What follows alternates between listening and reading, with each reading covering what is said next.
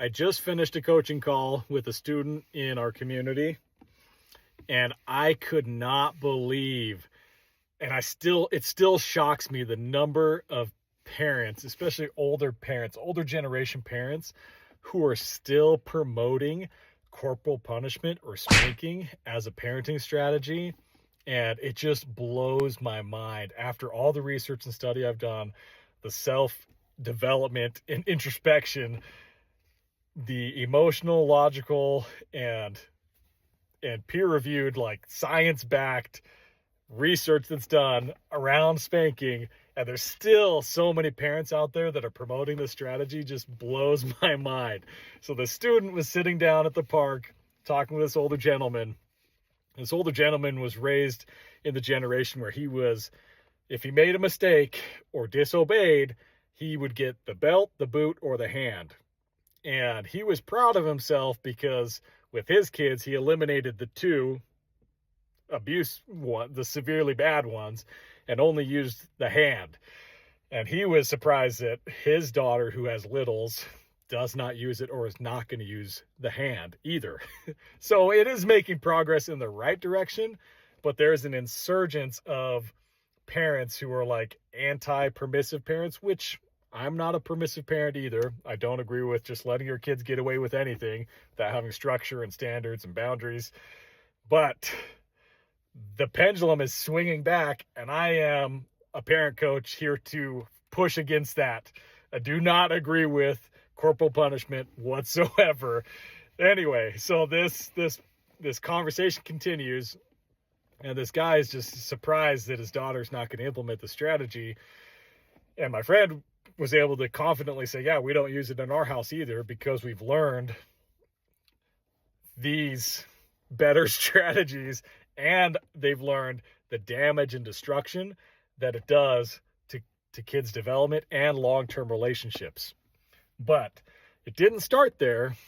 It starts step by step with some certain seeds being planted. So he was able to plant a couple of the seeds that I recommend if you want to help other parents learn that, hey, this strategy just doesn't work. And double guess yourself before you start promoting others to do this same strategy.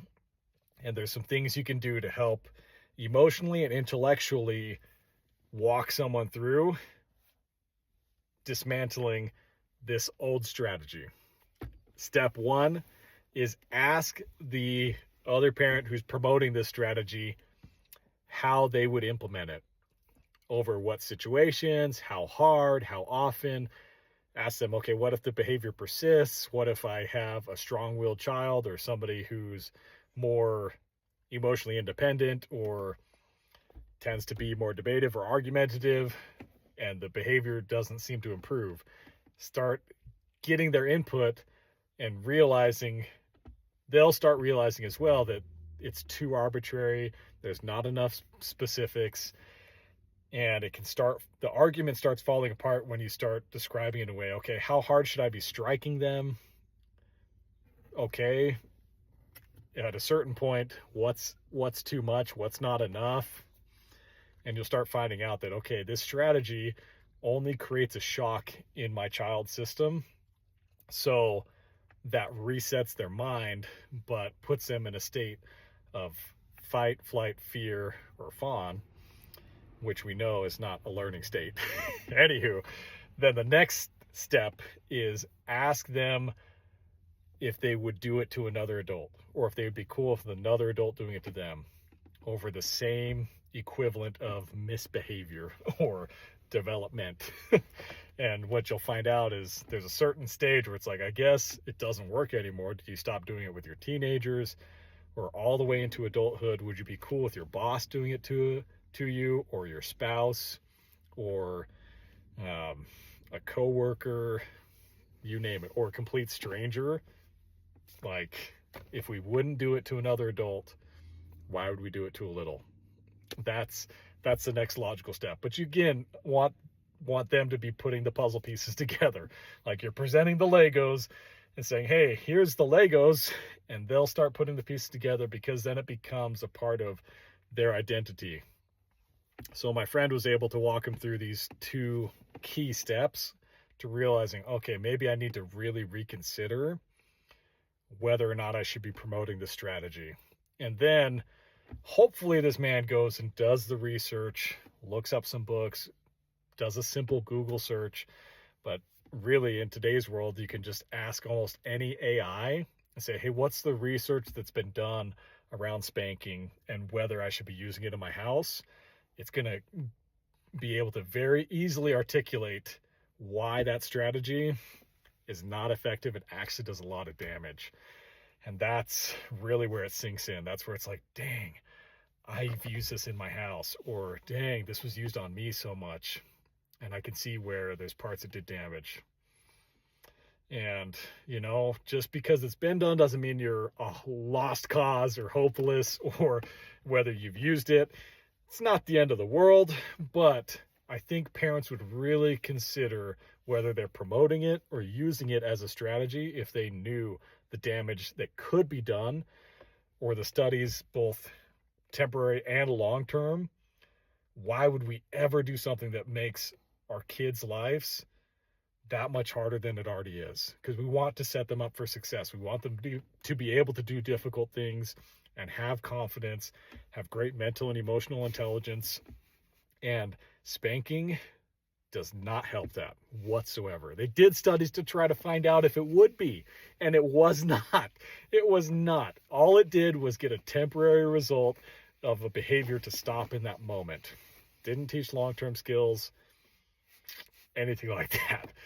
So that's the next step, is invite the person who you're having the conversation with to do some research, do some study, and just say, hey, before you promote that strategy ever again, I recommend you do some study. Do some research, like do a deep dive for yourself, because I don't think you're the type of person who would be promoting something that would be destructive or damaging to other people. And that's the invitation. That's the third step, is just go do the invitation. Then it's up to them. It's up to them whether or not they want to do the work, put the efforts in. And if you found yourself in that position where you've walked through those first 3 steps, that means you're on step 4, which is like the home stretch. This is the home stretch, and what will help solidify this new person, this new parent, whether you're a boomer or a millennial mom and dad, and you're like, okay, I realize now, it doesn't mean that you are a bad person. It doesn't mean you are a bad parent. You might have made some poor choices without the right knowledge or resources, but it's not the end of the world. It's not the end of the world. You can and will still make repair. That is the 4th step, is repair. A true, genuine apology where it's an acknowledgement of wrongdoing or harm, and then a descriptive in the future or moving forward, this is how I'm going to show up different as a parent. What this could look like if you're a boomer is, hey, I didn't know that was such a bad strategy, and we used it way too often in our house. It did so much damage, and I've done the research now and realized how that's probably hurt our relationship. And if I could go back knowing what I know now, I wish I never would have done it. I wish I would have found a better way, because there are better ways. Moving forward, I won't ever promote this strategy again to another person, because at that point they're probably not parenting too much, or if you want them to be safe around your grandkids, it's like, dang, yep, I won't be promoting this strategy, and I wish I would have done it different. Moving forward, I'm also going to start finding research on better ways to communicate and help our kids develop in a healthy, strong way, because you can have strong, resilient, independent, confident kids that can grow up into strong, independent, confident adults. And there's healthier, better ways to do that where we're working together as a team. That is the 4th step. So if you know a parent who's promoting this strategy or needs to hear this, try these things, or just share this video with them. Share this video with them. I'm happy to have a discussion and a conversation around it. The research is clear as day, and the logic is there, and the emotional side is there. Just helping someone walk through those steps is okay to do. We can invite them to do a little bit better. I invite you to, I invite myself to. We're all just striving, maybe not all of us, but those great parents who are cycle breakers, who are doing the research, putting in the effort. This, I hope, is an additional resource or tool for you to promote better parenting and shifting the pattern in the right direction. If you want to join a community of pattern shifters, that's us. Love you. Have a good rest of your day.